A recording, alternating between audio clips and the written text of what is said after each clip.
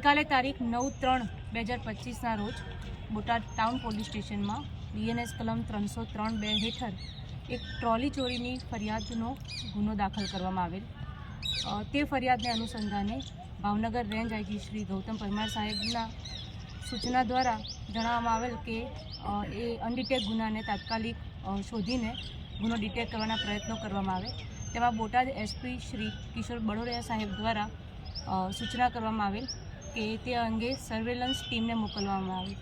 તો Botad town police સ્ટેશનના PI Shri SR Kharadi દ્વારા સર્વેલન્સ ટીમને આ અનડિટેક ગુનાને શોધવા માટેના પૂરતા પ્રયત્નો શરૂ કરવામાં આવેલા। કેટલા આરોપી છે સર?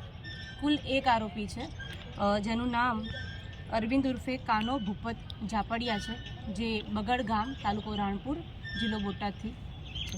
આરોપી ઉપર કોઈ ગુનાહિત ઇતિહાસ ધરાવે છે? આ આરોપીને જ્યારે પકડવામાં આવ્યો તે દરમિયાન તેની પાસે એક ટ્રેક્ટર અને એક ટ્રોલી હતા, જેના અંગે વધુ તપાસ હાથ ધરતા બોટાદ જિલ્લાના ટોટલ 7 ગુના છેલ્લા 3 વર્ષથી એક સરખી એમઓ દ્વારા આ આરોપી દ્વારા બોટાદ જિલ્લામાં અગાઉ કુલ 7 ગુના નોંધવામાં આવેલ છે, જે તમામમાં ટ્રોલી ચોરીની ફરિયાદ છે।